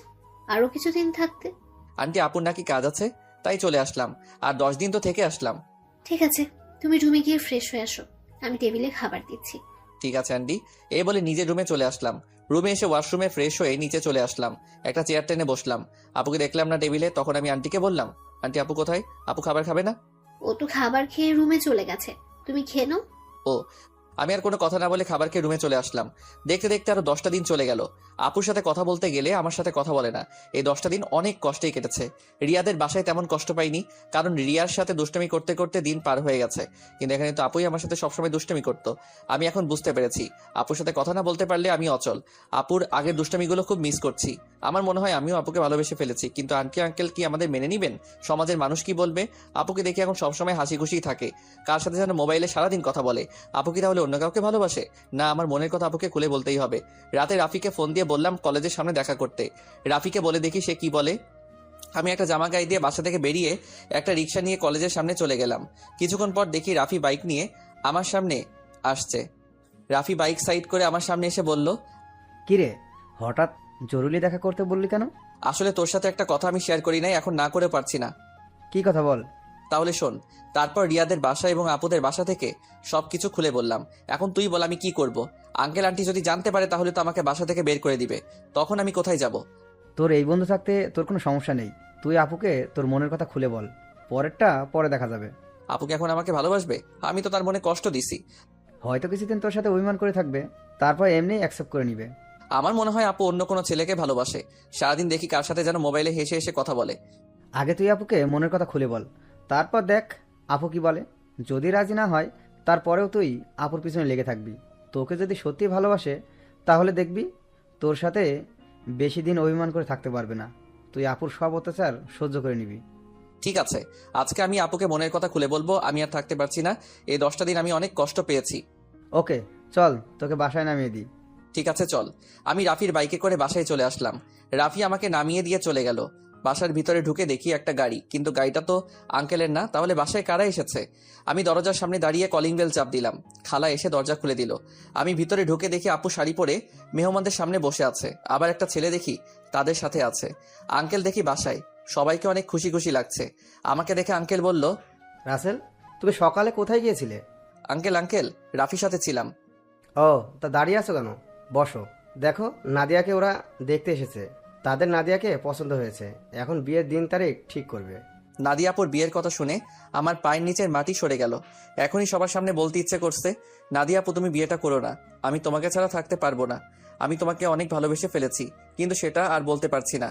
তাদের দেখে বোঝা যাচ্ছে তারা এই বিয়েতে অনেক খুশি। সবচেয়ে বড় কথা হলো আপুকেও দেখি অনেক খুশি। তাদের এই খুশির মাঝে আমার ভালোবাসার কথা বলতে পারবো না। আমি চাই না আমার কারণে তাদের খুশি নষ্ট হয়ে যাক। আর ছেলেটা দেখতে অনেক সুন্দর, আপুর সাথে ভালো মানাবে। আমি নিজের কষ্ট চেপে রেখে তখন আমি বললাম, তাহলে তো অনেক ভালো, তোমরা যেটা ভালো মনে করো। তোর কি ছেলেকে পছন্দ হয়েছে? ওনাকে পছন্দ না হওয়ার কি আছে, দেখতে অনেক সুন্দর, আপুর সাথে ভালো মানাবে। তাহলে আমরা বিয়ের 3 তারিখ ঠিক করতে পারি। তারপর তারা বিয়ের দিন তারিখ ঠিক করলো। আগামী শুক্রবার আপুর বিয়ে। আমি আর তাদের মধ্যে না থেকে নিজের রুমে চলে আসলাম। দরজা আটকে দিয়ে অনেক কান্না করতে লাগলাম। জীবনে কোনো মেয়েকে ভালোবাসি নাই, এই প্রথম একজনকে ভালোবাসলাম, কিন্তু তাকে আর বলতে পারলাম না। বলার আগেই তার বিয়ে ঠিক হয়ে গেল। হঠাৎ আমার মোবাইলটা বেজে উঠলো। দেখি রিয়া ফোন দিছে। আজকে এতদিন পরে রিয়া আজকে ফোন দিছে। চোখের পানি মুছে ফোনটা রিসিভ করলাম। কিরে, কেমন আছিস? আছি কোনো রকম। তুই কেমন আছিস? আমি আলহামদুলিল্লাহ ভালো আছি। মামা মামি তারা কেমন আছে? সবাই ভালো আছে, কিন্তু তোর কথা কেমন জানি লাগছে। কি হয়েছে তোর? আমার তো কিছুই হয়নি। তুই মনে হয় আমার কাছে কিছু লুকাচ্ছিস। বল, কি হয়েছে তোর? বলতে পারি, কিন্তু তুই আমাকে কথা দিতে হবে, তুই কাউকে কিছু বলবি না। ঠিক আছে, বলবো না। এবার বল। তাহলে শোন। এটা তুই কি বলছিস? আমি ফুপা ফুপির সাথে কথা বলি? না রে, তারা শুনলে অনেক কষ্ট পাবে। তারা এই বিয়েতে অনেক খুশি। তাহলে তুই কষ্ট পাচ্ছিস কেন? আমি কষ্ট পেলে কিছু হবে না। আমি চাই না আমার কারণে তাদের আশা ভরসা সব নষ্ট হয়ে যাক। তুই কি পারবি আপুকে ভুলে থাকতে? আমাকে ভুলে থাকার চেষ্টা করতে হবে। এই বিয়েতে আপু রাজি আছে। তাহলে আপু যখন তোকে ভালোবাসার কথা বলেছে তখন রাজি হোস নাই কেন? তখন তো আমি আপুকে ওই চোখে দেখি নাই, আমার বড় বোনের মতো দেখেছি। আর আঙ্কেল আন্টি এবং সমাজের কথা চিন্তা করে আপুকে মানা করে দেই।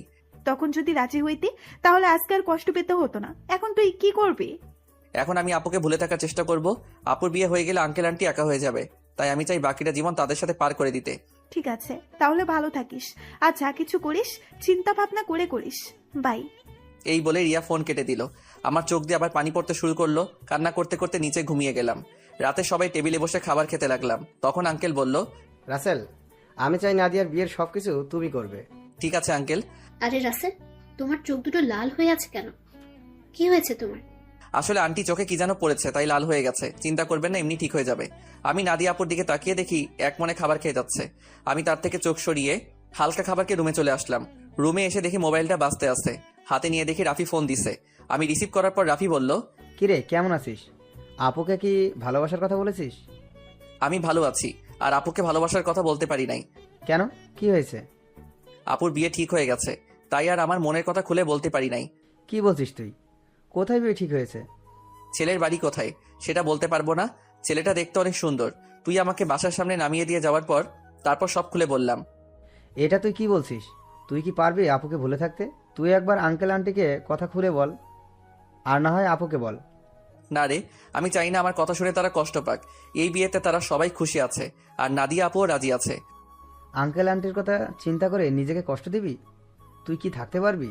শোন, আঙ্কেল আমাকে রাস্তা থেকে তুলে এনে তাদের বাসায় ঠাঁই দিছে। তাদের মতো একটা পরিবার পেয়েছি। আমার মতো এতিম ছেলেকে নিজের ছেলের মতো দেখেছে। তাহলে আমি এই কথা বলি কেমন করে? আর নাদিয়া আপুকে আমি ভুলে যাব? কিছুদিন গেলে সবকিছু ঠিক হয়ে যাবে।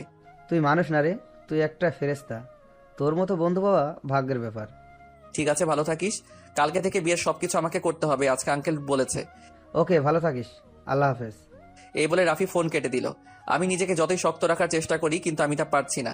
বারবার আপুর চেহারাটা চোখের সামনে ভেসে আসছে। আর কিছু না ভেবে ঘুমিয়ে পড়লাম। সকালে ঘুম থেকে উঠতে দেরি হয়ে গেছে। আজকে আমাকে কেউ ডাকতে আসে নাই। মনে হয় কাজে কামে বিজি সবাই। আমি বিছানা থেকে নেমে ওয়াশরুমে চলে গেলাম। ফ্রেশ হয়ে একটা জামা গায়ে দিয়ে নিচে আসলাম। নিচে এসে একজনকে দেখে আমি পুরো অবাক হয়ে গেলাম। এ আর কেউ নয়, আপুর সাথে যে ছেলের বিয়ে ঠিক হয়েছে সেই ছেলে। আমি এখনো ওনার নাম জানি না। আমাকে দেখে ডাক দিল, আসসালামু আলাইকুম দুলাভাই, কেমন আছেন? আলহামদুলিল্লাহ ভালো আছি। তুমি কেমন আছো? আমিও ভালো আছি। দুলাভাইয়ের নামটা তো জানা হলো না। তা হঠাৎ বিয়ের আগে শ্বশুর বাড়িতে? আমার নাম রনি। নিজেদের অফিস দেখাশোনা করছি। আর আজকে নাদিয়াকে নিয়ে মার্কেটে যাব বিয়ের কেনাকাটা করতে। আমি চাই নাদিয়ার পছন্দের মতো সব কিছুই কিনে দিতে। খুব ভালো। তা আপু কোথায়? নাদিয়া রেডি হয়ে আসছে। তুমিও আমাদের সাথে চলো। না দুলাভাই, আঙ্কেল আমাকে বিয়ের সবকিছুর দায়িত্ব দিছে। আমি নাস্তা করে বাহিরে গিয়ে বিয়ের কার্ডের অর্ডার, ডেকোরেশন সবকিছু করে আসতে হবে। আমার হাতে অনেক কাজ। আপনি আপুকে নিয়ে যান। তোমার যখন কাজ আছে তাহলে তো আর জোর করা যাবে না। চলুন নাস্তা করবেন। আমি বাসা থেকে করে এসেছি, তুমি করে নাও। ঠিক আছে বলে নাস্তার টেবিলে চলে আসলাম। খালা আমাকে নাস্তা দিয়ে গেল। হঠাৎ সিঁড়ির উপর চোখ গেল, দেখি আপু সুন্দরভাবে সেজে গুজে নিচে নামছে। আপুকে দেখতে অনেক সুন্দর লাগছে। আপু আমার দিকে তাকাতে আমি চোখ সরিয়ে নিলাম। তারপর তারা দুজনে বাসা থেকে বেরিয়ে গেল। আমি হালকা নাস্তা করে বাসা থেকে বেরিয়ে রিক্সা নিয়ে রাফিদের বাসার সামনে চলে আসলাম। ভাড়া মিটিয়ে কলিং বেল চাপ দিলাম। কিছুক্ষণ পর রাফির আম্মু দরজা খুলে দিল। আসসালামু আলাইকুম আম্মু, কেমন আছো? আম্মু, কাজে অনেক বিজি ছিলাম, তাই তোমার সাথে দেখা করতে পারি নাই। প্লিজ আম্মু, তুমি আমার উপর রাগ করে থেকো না। আম্মু আমাকে জড়িয়ে ধরে কপালে 2টা চুমু দিল, তারপর বলল, এতদিন পর তোর এই আম্মুর কথা মনে পড়েছে? সরি আম্মু, আমার ভুল হয়ে গেছে, আর কখনো এমন ভুল করব না। ঠিক আছে, এখন ভেতরে আয়। রাফি তার রুমে আছে, তুই ওর রুমে যা, আর আমি কফি পাঠিয়ে দিচ্ছি। ঠিক আছে আম্মু। আমি ভিতরে ঢুকে উপরে রাফির রুমে যেতে লাগলাম।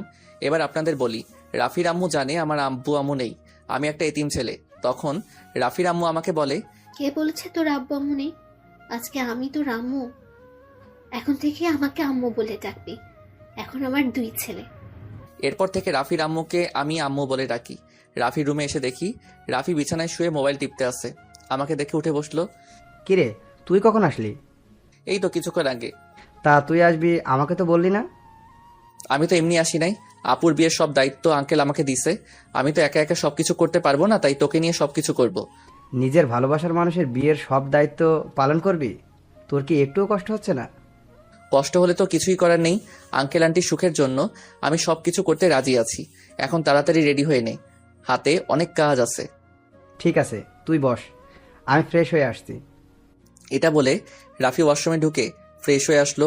আম্মু এসে আমাদের কফি দিয়ে গেল। দুজনে কফি খেয়ে আম্মুর রুম থেকে বিদায় নিয়ে বাহিরে চলে আসলাম। বাইক নিয়ে দুজনে বেরিয়ে পড়লাম। প্রথমে বিয়ের কার্ডের অর্ডার দিলাম, তারপর বাকি যে কাজ ছিল সব কিছুর কাজ সেরে বাসায় চলে আসলাম। রাফি আমাকে বাসার সামনে নামিয়ে দিয়ে চলে গেল। আমি বাসার ভিতরে ঢুকে কলিং বেল চাপ দেওয়ার পর খালা এসে দরজা খুলে দিল। সব কাজ শেষ করে আসতে সন্ধ্যা হয়ে গেছে। আমি আর বাহিরে দুপুরে খাবার খেলাম। ভিতরে ঢুকে দেখি আঙ্কেল আন্টি সোফায় বসে কফি খাচ্ছে আর কথা বলছে। আমাকে দেখে আঙ্কেল ডাক দিল। আমি গিয়ে তাদের পাশে বসলাম। রাসেল, সব কাজ কি শেষ? জি আঙ্কেল, কালকে সকালে ডেকোরেশনের সব লোক মালপত্র নিয়ে চলে আসবে, আর বিয়ের কার্ড কালকে বিকালে নিয়ে আসতে বলেছে। ফুলের লোক গায়ে হলুদের দিন সকালে আসবে। ঠিক আছে, তুমি এখন রুমে গিয়ে ফ্রেশ হয়ে কিছুক্ষণ রেস্ট নাও, কালকে আবার কাজে লেগে পড়তে হবে। ঠিক আছে আঙ্কেল, এই বলে নিজের রুমে চলে আসলাম। ওয়াশরুমে ঢুকে ফ্রেশ হয়ে বিছানায় শুয়ে পড়লাম। রাতে খাবার খাওয়ার জন্য খালা ডেকে গেছে, তাই বিছানা থেকে উঠে নিচে চলে আসলাম। টেবিলের সামনে গিয়ে দেখি আঙ্কেল আন্টি আর আপু বসে আছে। আমি একটা চেয়ার টেনে বসলাম। আন্টি খাবার বেড়ে দিল। আপুর দিকে তাকিয়ে দেখি এক মনে খাবার খেয়ে যাচ্ছে। আমার দিকে একটাবার তাকালো না। আমি খাবার খেয়ে নিজের রুমে চলে আসলাম। তারপর বিছানায় শুয়ে পড়লাম। পরের দিন বিকালে বিয়ের কার্ড নিয়ে আসলাম। তখন আমি আঙ্কেলকে বললাম, আঙ্কেল বিয়ের কার্ডগুলো কি করব? তোমার বন্ধু বান্ধব কতজন আছে তাদের একটা করে দিয়ে আসো, আমি কিছু রাখছি, আর বাকিগুলো নাদিয়াকে দিয়ে আয়। আঙ্কেল, আমার তেমন বন্ধু নেই, আমার একমাত্র বন্ধু রাফি এবং তার পরিবার। ঠিক আছে, তাদের বিয়ের কার্ড দিয়ে এসো, আমি কিছু রাখছি, বাকিগুলো নাদিয়াকে দিয়ে আয়। আঙ্কেল কিছু কার্ড রাখলো। বাকিগুলো নিয়ে আপুর রুমের সামনে গেলাম। বাহির থেকে বললাম, আপু ভিতরে আসতে পারি? আয়। আমি ভিতরে ঢুকে দেখি আপু বিছানায় বসে আছে, কিন্তু অবাক করার বিষয় হলো আপুর চোখ দুটো লাল হয়ে আছে। আমাকে দেখে বলল, কেন এসেছিস?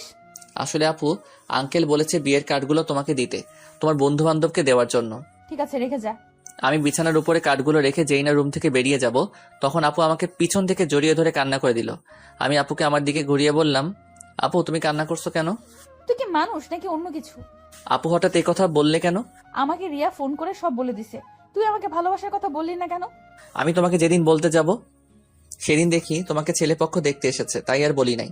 তুই তো আমাকে একটাবার বলে দেখতি, তোকে আমি এখনো অনেক ভালোবাসি। সেটা আর কখনো সম্ভব না। তোমার বিয়ে ঠিক হয়ে গেছে। এই বিয়েতে আঙ্কেল আন্টি অনেক খুশি। আমি চাই না তাদের মনে কষ্ট দিতে। তুই মা বাবার সুখের কথা চিন্তা করে নিজের ভালোবাসা কোরবানি করে দিবি? এছাড়া আমার কোনো উপায় নেই।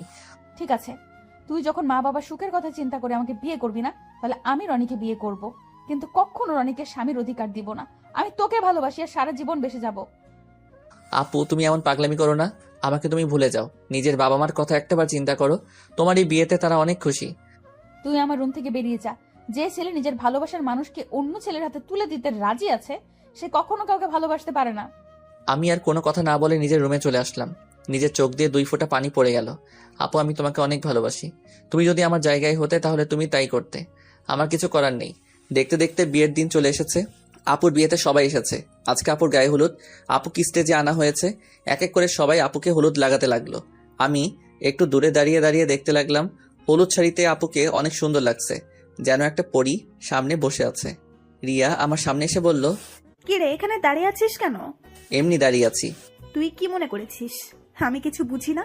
এখনো সময় আছে, তুই মামা মামিকে সবকিছু খুলে বল। না রে, আমি চাই না তাদের মনে কষ্ট দিতে। তোর কি কষ্ট হচ্ছে না? আমি চুপ হয়ে গেলাম। মনে মনে বললাম, আমার ভিতরটা ফেটে যাচ্ছে, কিন্তু আমি এখন কি করব? আমাকে চুপ থাকতে দেখে রিয়া আবার বলল, কি রে, কথা বলছিস না কেন? আমার ভালো লাগছে না, তুই আমাকে একটু একা থাকতে দে। রিয়া আর কোনো কথা না বলে চলে গেল। হঠাৎ আঙ্কেল আমার সামনে এসে বলল, কি ব্যাপার রাসেল, তুমি এখানে দাঁড়িয়ে আছো কেন? যাও নাদিয়াকে হলুদ লাগিয়ে দিয়ে আসো। যাচ্ছি আঙ্কেল বলে স্টেজে উঠে নাদিয়া আপুর সাথে বসলাম। আপু আমার দিকে করুণ চোখে তাকালো। আমি একটু হলুদ আপুর গালে লাগিয়ে দিলাম, তারপর মিষ্টি আপুর মুখের সামনে ধরলাম, কিন্তু আপু খাচ্ছে না, আমার দিকে তাকিয়ে আছে। তখন আন্টি বলল, কিরে নাদিয়া, রাসেল তোর মুখের সামনে মিষ্টি ধরে রেখেছে, তুই খাসনি কেন? আন্টির কথা শুনে আপু হালকা একটু মিষ্টি খেলো। তারপর আপু আমাকে একটু মিষ্টি খাইয়ে দিল। আমি আর বসে না থেকে ছাদে চলে গেলাম। অনেক কষ্টে আপুর সামনে চোখের পানি আটকে রেখেছি। ছাদের কিনারে দাঁড়িয়ে কান্না করতে লাগলাম। আজকে রাতটা পার হলে কালকে আপুর বিয়ে হয়ে যাবে। নিজের চোখের সামনে কিভাবে দেখবো আপুর বিয়ে? আমার চোখের পানি কোনো বাধা মানছে না। অঝোর ধারায় পানি পড়তে লাগলো। ছাদে কতক্ষণ ছিলাম বলতে পারবো না। আমার একটা জিনিস কিছুতেই মাথায় ঢুকছে না। রাফিক আজকে গায়ে হলুদ হয়ে দেখলাম না, ও কোথায়? আমাকে তো বলেছে সন্ধ্যার পরে চলে আসবে। আম্মু আব্বু তারা এসেছে, কিন্তু তাকে দেখলাম না। পকেট থেকে মোবাইল বের করে রাফিকে ফোন দিলাম, কিন্তু তার মোবাইল বন্ধ বলছে। আমি আর কিছু না ভেবে নিচু নামতে যাব। হঠাৎ ছাদে কারো আসার শব্দ পেলাম। নিচের দিকে তাকিয়ে দেখি আপু ছাদের দিকে আসছে। আপু আমাকে দেখে হাত ধরে টেনে ছাদের কিনারে নিয়ে আসলো। তখন আপু বলল, নিজেকে এত কষ্ট দিচ্ছিস কেন? রাসেল, এখনো সময় আছে। তুই আব্বু আম্মুকে সবকিছু খুলে বল। তুই যদি বলতে ভয় পাস তাহলে আমি বলি। না আপু, তুমি এই কাজগুলো কখনো করবে না। তারা শুনলে অনেক কষ্ট পাবে। আমি চাই না তারা আমার কথা শুনে কষ্ট পাক। তুই কি পারবি আমাকে ছেড়ে থাকতে? আমাকে পারতেই হবে। রাসেল, শেষবারের মতন আমার একটা কথা রাখবি? কি কথা বলো? তুই কালকে আমার সামনে আসিস না। আমি তোকে সামনে দেখলে কবুল বলতে পারবো না। ঠিক আছে, আমি তোমার সামনে থাকবো না। আমাকে জড়িয়ে ধরে একটা কিস করবি। কালকের পর তো অন্য পুরুষের সাথে থাকতে হবে। এখানে অন্য পুরুষ কোথায় থেকে আসলো? সে তো হবে তোমার স্বামী। কিন্তু আমি তো তাকে কখনো স্বামী হিসেবে মানবো না। আমি শুধু তোকে ভালোবাসি। প্লিজ আপু, তুমি আমাকে ভুলে যাও। স্বামী সংসার নিয়ে নতুন জীবন শুরু করো। আমি কখনো তোকে ছাড়া নতুন জীবন শুরু করতে পারবো না। আপু, তোমাকে আমার কসম দিয়ে বলছি, তুমি আঙ্কেল আন্টির মনে কষ্ট দিও না। সব বাবা মা চায় তার মেয়ে যেন সুখে থাকে। ঠিক আছে, তুই যা বলছিস তাই হবে। এখন আমাকে শেষবারের মতন জড়িয়ে ধরে একটা কিস কর। তোর কাছে এটাই আমার শেষ চাওয়া। আপু, তোমাকে জড়িয়ে ধরতে পারবো, কিন্তু কিস করতে পারবো না। এটা একমাত্র তোমার স্বামীর অধিকার। ঠিক আছে, তাহলে জড়িয়ে ধর। আমি আপুকে জড়িয়ে ধরলাম। আপু শুধু চোখের পানি ফেলছে। আমাকে কিছুক্ষণ জড়িয়ে ধরে নিচে নেমে গেল। পরের দিন আমি কাজে বিজি থাকতে শুরু করলাম। সবকিছু ঠিকঠাক মতো দেখিয়ে দিতে লাগলাম। কিছুক্ষণ পর আম্মু আমার সামনে আসলো। কি রে রাসেল, তোকে গতকাল থেকে ঠিকভাবে দেখতে পাচ্ছি না। আসলে আম্মু, আপুর বিয়ের সব দায়িত্ব আমার হাতে, তাই কাজে কামে এদিক ওদিক দৌড়াতেছিলাম। তোর চোখ দুটো লাল হয়ে আছে, কি হয়েছে তোর? আমার কিছু হয়নি আম্মু, এমনি রাতে একটু ঘুম কম হয়েছে। বেশি রাতে ঘুমাইছি তো, আবার সকাল সকাল ঘুম থেকে উঠে কাজে লেগে পড়ছি। ঠিক আছে, তুই থাক, আম্মু ভেতরে যাচ্ছি। ওকে আম্মু। আচ্ছা আম্মু, রাফি কোথায়? গতকাল থেকে রাফিকে দেখছি না, ওর মোবাইল বন্ধ। আমাকে তো বলছে তার কি একটা কাজ আছে, তাই সে আসতে পারবে না, কিন্তু আজকে দুপুরে চলে আসবে বলেছে। মোবাইল বন্ধ কেন সেটা তো বলতে পারবো না। ও, আম্মু আর কোনো কথা না বলে চলে গেল। আমি আবার কাজে লেগে পড়লাম। দেখতে দেখতে দোলা আসার সময় হয়ে গেছে। এদিকে আমার সবকিছু ঠিকঠাক মতো হয়ে গেছে। আমি রুমে এসে ফ্রেশ হয়ে একটা পাঞ্জাবি গায়ে দিয়ে রুম থেকে বেরিয়ে যেতেই হঠাৎ রিয়া আমার রুমে আসলো। কিরে তুই হঠাৎ আমার রুমে? রাসেল, তোর অনেক কষ্ট হচ্ছে তাই না রে? আমি সব কষ্ট মাটি চাপা দিয়ে দিচ্ছি। হয়তো নাদিয়া আপু আমার কপালে ছিল না, তাই এরকম আমার সাথে হয়েছে। আমি তার জন্য দোয়া করি, সে যেন স্বামী সংসার নিয়ে সুখে থাকে। তোকে কিছু বলার ভাষা আমার নেই। তুই আসলে মানুষ না, তুই একটা ফেরেশতা। ঠিক আছে, দুলা আসার সময় হয়ে গেছে, এখন বাহিরে যেতে হবে। চলো দুজনে একসাথে যাই। ঠিক আছে, চল। আমি আর রিয়া রুম থেকে বেরিয়ে গেটের সামনে গেলাম, দেখি জামাই চলে এসেছে। আমি জামাইকে দেখে অন্যদিকে চলে গেলাম। সবাই জামাইকে নিয়ে ভিতরে ঢুকলো। তারপর স্টেজে নিয়ে বসালো। কিছুক্ষণ পর নাদিয়া আপুকে নিয়ে বসালো। আজকে আপুকে লাল বেনারসিতে অনেক সুন্দর লাগছে। আপুকে জামাইয়ের সাথে বসানো হলো। আর তারপর দিকে তাকাতে লাগলো, হয়তো আমাকে খুঁজতে আসে, কিন্তু আমি লুকিয়ে লুকিয়ে তাকে দেখছি। কিছুক্ষণ পর কাজে এসে বিয়ে পড়াতে কিছুক্ষণ যখন নাদিয়া আপুকে কবুল বলতে বললো, তখন আপু চুপ করে আছে। সবাই আপুকে বলছে কবুল বলার জন্য, কিন্তু আপু বলছে না। যেই না আপু সবার জোরাজোরিতে কবুল বলতে যাবে, তখন হঠাৎ রাফি কোথা থেকে এসে বলল, এই বিয়ে বন্ধ করুন। কি হয়েছে রাফি, তুমি বিয়ে বন্ধ করতে বললে কেন? আপনারা যার সাথে আপুকে বিয়ে দিচ্ছেন তার সম্বন্ধে ভালো করে খোঁজখবর নিয়েছেন? কি বলতে চাও তুমি? সবাই তো বলছে ছেলে ভালো। এই ছেলে ভালো না, ও একটা মেয়েকে বিয়ে করবে বলে তার সব কিছু কেড়ে নিয়েছে। তোমার কাছে কি প্রমাণ আছে যে রনি খারাপ ছেলে? আমি জানতাম আপনারা এটাই বলবেন, তাই তো ওই মেয়েকে সাথে করে নিয়ে এসেছি। কোথায় আপু, সামনে আসো। রাফির কথা শুনে একটা মেয়ে সবার সামনে আসলো। মেয়েটাকে দেখে রনির চোখ বড় বড় হয়ে গেল। তখন রাফি বলল, বোন, তুমি সবার কাছে সত্যিটা খুলে বলো। আমার নাম মিম। রনি আর আমার 1 বছরের সম্পর্ক।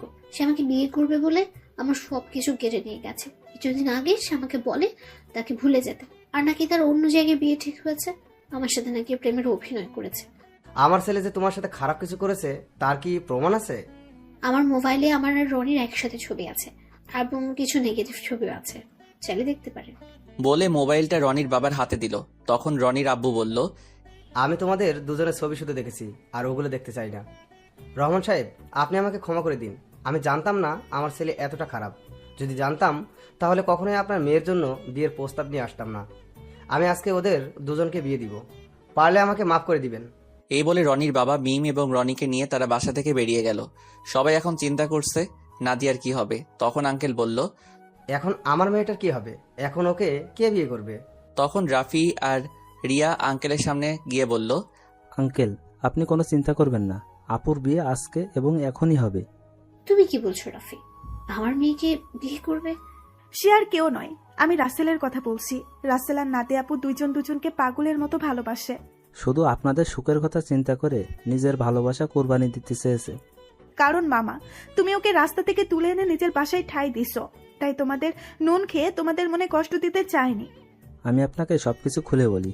আঙ্কেল রাফির কথা শুনে আমার সামনে এসে ঠাস করে একটা থাপ্পড় মেরে বলতে লাগলো, নিজেকে খুব মহান মনে করছিস, তাই না?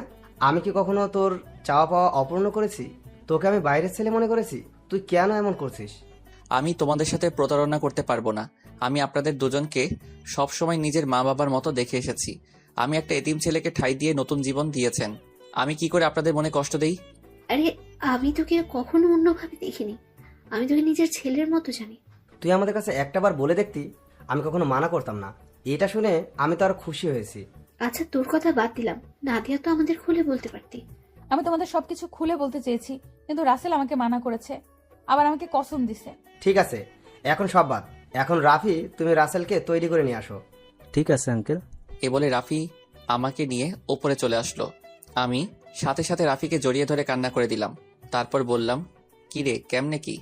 আমার পাঠক পাঠিকারা তো কিছুই বুঝতে পারছে না, একটু সবাইকে খুলে বল। ঠিক আছে, বলছি। আমি গতকাল দুপুরে মার্কেটে যাচ্ছিলাম আপুর বিয়ের উপহার কিনতে। তখন হঠাৎ দেখি একটা মেয়ে রনির মতো একটা ছেলের সাথে কথা বলছে। হঠাৎ ছেলেটা মেয়েটাকে ঠাস করে 2টা থাপ্পড় মেরে চলে যায়। ছেলেটা যে সময় গাড়িতে উঠবে তখন তার চেহারা দেখে অবাক হয়ে যায়, কারণ সে ছিল রনি ভাই। আমি আর দাঁড়িয়ে না থেকে মেয়েটার কাছে গেলাম। তখন তাকে জিজ্ঞেস করি, ওই ছেলেটার সাথে তোমার কি সম্পর্ক? তারপর মেয়েটি সব খুলে বলে। কি বলেছে আপনারা তো সব জানেন। তুই মিমের সব কথা শুনে কি বলছিস? আমি ওর কথা শুনে তাকে নিয়ে বাসায় চলে আসলাম। আব্বু আম্মুকে বললাম, আমার বন্ধু, তোমরা সবাই বিয়ে বাড়িতে চলে যাও, আমি বিয়ের দিন যাব। আমার বন্ধুর সাথে আমার কিছু কাজ আছে। আব্বু আম্মু পরে কিছু বলে নাই? মানে একটা মেয়ের সাথে তোর কি কাজ? তুই তো জানিস আব্বু আম্মু আমাকে অনেক বিশ্বাস করে, তার ছেলে কখনো খারাপ কাজ করবে না। আব্বু আম্মু চলে আসার পর কোনো রকম রাতটা কাটিয়ে পরের দিন বিয়ে বাড়িতে নিয়ে আসলাম। আমি সবার সামনে রনির মুখোশ খুলে দেওয়ার জন্য বিয়ের দিন মিমকে নিয়ে আসি। আজকে তোর কারণে আমার ভালোবাসার মানুষকে আপন করে পেয়েছি। তোর এই ঋণ কখনো শোধ করতে পারবো না। হয়েছে, তোর ঋণ শোধ করা লাগবে না, শুধু আমার একটা হেল্প করে দিতে হবে। বল, তোর কি হেল্প লাগবে? আমার সাথে একটা মেয়ে দাঁড়িয়ে যখন আঙ্কেলের সাথে কথা বলছে, ওই মেয়েটাকে আমার পছন্দ হয়েছে। ওর সাথে আমার লাইন ক্লিয়ার করে দিবি। তার মানে তুই রিয়ার কথা বলছিস? আরে তোকে তো ওর কথা বলছি। মানে? আমি তো কিছুই বুঝতে পারছি না। তোকে বলছি না, আমাকে আপুর মামাতো বোন রিয়া প্রপোজ করছে, এই সেই মেয়ে। কি? তার মানে এই সেই রিয়া? কিন্তু চেহারা কিন্তু মার্শাআল্লাহ। এখন আমার সাথে লাইন করিয়ে দে। ঠিক আছে দিব, আগে আমার বিয়েটা শেষ হোক। ঠিক আছে ঠিক আছে, এখন ফ্রেশ হয়ে আয়, আমাদের জন্য সবাই অপেক্ষা করছে। আমি আর কোনো কথা না বলে ওয়াশরুমে ঢুকে ফ্রেশ হয়ে একটা পাঞ্জাবি গায়ে দিয়ে রাফির সাথে নিচে চলে আসলাম। আমাকে নিয়ে আপুর পাশে নিয়ে বসালো। তখন আপু আমার কানের কাছে মুখ এনে বলল, আজকে তোর খবর আছে, শুধু বিয়েটা হয়ে যেতে দে। তুই আমাকে অনেক কষ্ট দিয়েছিস। সেটা বাসর ঘরে দেখা যাবে। আমিও কিন্তু কম কষ্ট পাইনি। কাজী বিয়ে পড়ানো শুরু করলো। আগে আপুকে কবুল বলতে বলল, আপু সাথে সাথে কবুল বলে ফেললো। সবাই মুচকি মুচকি হাসছে। এবার আমাকে বলতে বলল, কিন্তু আমি বলছি না। আমি আপুকে একটু লাগানোর জন্য দেরি করছি। আপু আমাকে কনুই দিয়ে গুতা দিল। আমি সাথে সাথে কবুল বলে ফেললাম। সবাই জোরে জোরে হাসা শুরু করলো। তারপর কাজী মোনাজাত ধরলো। সবাই আমাদের জন্য দোয়া করলো। তারপর সবাই খাওয়া দাওয়া করে বাসায় চলে গেল। আব্বু আম্মু আমার কাছ থেকে বিদায় নিয়ে চলে গেল। রাফি আমার সাথে থেকে গেল। এখন আমি আর রাফি ছাদে বসে আছি। ছাদে আসার সময় রিয়াকে বলেছি ছাদে আসার জন্য। আমি আর রাফি বসে বসে কথা বলছি। কিছুক্ষণ পর রিয়া ছাদে আসলো। তখন আমি বললাম, কিরে তোর আসতে এত দেরি হলো কেন? দেরি কি আর এমনি হয়েছে? তোর বাসর ঘর সাজাতে দেরি হয়ে গেছে, এখন বল কি জন্য ডাকলি? আজকে বিয়েবাড়িতে একটা ছেলে তোকে দেখে পছন্দ করে। সে নাকি তোর সাথে প্রেম করতে চায়। আমার কথা শুনে রাফি মাথা নিচু করে ফেলছে। তখন রিয়া বলল, ছেলেটাকে জানতে পারি? সে আর কেউ নয়, আমার কলিজা, আমার জানের বন্ধু রাফি। ও তাই নাকি? তাহলে ও না বলে তোকে বলতে বলছে কেন? আসলে আজ পর্যন্ত রাফি কোনো মেয়ের সাথে প্রেম করে নাই। কেন জানি তোকে দেখে পছন্দ হয়, কিন্তু লজ্জার কারণে বলতে পারছে না। তাই আমাকে বলল তোর সাথে লাইন করে দেওয়ার জন্য। ঠিক আছে, তুই রুমে যা। আপু রুমে তোর জন্য অপেক্ষা করছে, বাসর ঘরে। আমার অনেক ভয় করছে রে। এত ভয় কিসের? বিড়ালটা ঠিক মতো মারিস। ওই এই বিড়াল আবার কোথায় থেকে আসলো? সেটা বাসর ঘরে গেলে আপু তোকে দেখিয়ে দিবে। এখন তুই যা, আমি ওর সাথে কথা বলবো। আচ্ছা ঠিক আছে যাচ্ছি। আমার বন্ধুর যেন কিছু না হয়, তাহলে কিন্তু তোর মাথা ফাটিয়ে ফেলবো। ওই আমার জামাইয়ের সাথে আমি যেটা করি, তোর সমস্যা কি? কি? তার মানে তুই রাজি? আরে ওকে তো প্রথম দেখে আমি প্রেমে পড়ে গেছি। এখানে রাজি হওয়ার কি আছে? তুই বাসর ঘরে যা, আমি আমার জানের সাথে একটু রোমান্স করি। তাহলে তোরা থাক, আমি গেলাম। আমি আর কোনো কথা না বলে বাসর ঘরের সামনে চলে আসলাম। দোয়া দরুদ পরে আস্তে আস্তে রুমে ঢুকলাম। তারপর দরজা বন্ধ করে দিলাম। দরজা বন্ধ করে বিছানার দিকে তাকিয়ে যেটা দেখলাম, সেটা দেখে আমি পুরো অবাক হয়ে গেলাম। দেখি নাদিয়া আপু একটা লাঠি নিয়ে বিছানায় বসে আছে। আমি আপুর সামনে গেলাম। তখন আমি বললাম, আপু তুমি লাঠি নিয়ে বসে আছো কেন? ঠাস করে একটা বাড়ি মেরে দিল। তখন আমি বললাম, তুমি আমাকে মারলে কেন? প্রথমে আপু বললি কেন? আপুকে আপু বলবো না তো কি বলবো? আবার ঠাস করে আরেকটা বাড়ি মারলো। তখন নাদিয়া বলল, আর একবার যদি আপু বলে ডাকিস তাহলে তোর মাথা ফাটিয়ে দিব। এখন থেকে আমার নাম এবং তুমি করে বলবি। তুমি করে তো সবসময় বলি, কিন্তু নাম ধরে কিভাবে বলবো? তুমি তো আমার থেকে বড়। কারণ এখন আমি তোর স্ত্রী, আমাকে নাম ধরে ডাকবি। ঠিক আছে, এখন থেকে নাম ধরে ডাকবো। তো এতক্ষণ কোথায় ছিলি? তোর আসতে এত লেট হলো কেন? আগে বলো, তুমি আমাকে তুই করে বলছো কেন? আমি তোমার স্বামী, আমাকে তুমি করে বলবে। ঠিক আছে বলবো, এখন বল আসতে দেরি হলো কেন? তাহলে শুনো। তারপর রাফি আর রিয়ার কথা খুলে বললাম। সেটা তো খুশির খবর। আজকে রাফির জন্য তোমাকে আমি আপন করে পেয়েছি। ও না থাকলে এতক্ষণে আমাকে বাসর ঘরে রনি থাকতো। ঠিক আছে, এখন অজু করে আসো, 2 রাকাত নফল নামাজ আদায় করতে হবে। ঠিকই বলেছো। ওর মতো বন্ধু পাওয়া ভাগ্যের ব্যাপার। করব। আগে আমাকে একটা কথার উত্তর দাও। বিয়ের আগে তোমাকে দেখছি সব সময় কার সাথে যেন হেসে হেসে কথা বলতে। তুমি কার সাথে কথা বলতে? নাদিয়া আমার কথা শুনে হাসতে হাসতে বলল, আরে পাগল, এটা আমি অভিনয় করছি। আমি তোমার সামনে মোবাইল নিয়ে অন্য ছেলের সাথে কথা বলার অভিনয় করছি এবং তোমাকে এড়িয়ে চলছি। তুই এগুলো সহ্য করতে না পেরে যেন আমাকে ভালোবাসার কথা বলিস, কিন্তু হাদারাম তুমি আমাকে কখনো বলোই নাই। কিছুদিন দেখার পর যখন তোমার রিয়াকশন দেখলাম না, তারপরে ছেলেকে বিয়ে করতে রাজি হয়ে যায়। তারপর কি হলো তুমি তো জানো। আমারটা আর কি শুনবে? সব তো তুমি জানতে পেরেছো। এখন চলো দুজনে অজু করে আসি। ঠিক আছে চলো। আমি আর নাদিয়া ওয়াশরুমে ঢুকে উঁচু করে 2 রাকাত নফল নামাজ আদায় করে খাটে গিয়ে বসলাম। তখন নাদিয়া বলল, আজকে তোমার ভালোবাসা দিয়ে আমার সব কষ্ট দূর করে দাও। তোমার কষ্ট দূর করলে আমার কষ্টগুলো দূর করবে কে? আমিও তোমার সব কষ্ট দূর করে দিব ভালোবাসা দিয়ে। ঠিক আছে, তাহলে মিশনে নেমে পড়ি। আমার তো আর সহ্য হচ্ছে না। বাবা, আমার সিনিয়র জামাই দেখি সহ্য হচ্ছে না, আসো। তারপর আর কি, নাদিয়ার উপর ঝাঁপিয়ে পড়লাম। নাদিয়ার ঠোঁট দুটো নিজের আয়ত্তে নিয়ে আসলাম। আস্তে আস্তে কাপড় খুলতে লাগলাম। তারপর ওর পুরো শরীরে কিস করতে লাগলাম। ধবধবে সাদা দেহ। তারপর হারিয়ে গেলাম সাগরের বুকে। এখন আমি আর নাদিয়া সবসময় কলেজে যাওয়া আসা করি। রিয়া আর রাফির প্রেম ভালোই চলছে, তাদের পড়ালেখা শেষ হলে বিয়ে হবে। আমি আমার সিনিয়র আপুর ভালোবাসা পেয়ে অনেক সুখে আছি। চ্যানেলটি সাবস্ক্রাইব করে আমাদের পাশেই থাকুন। ধন্যবাদ।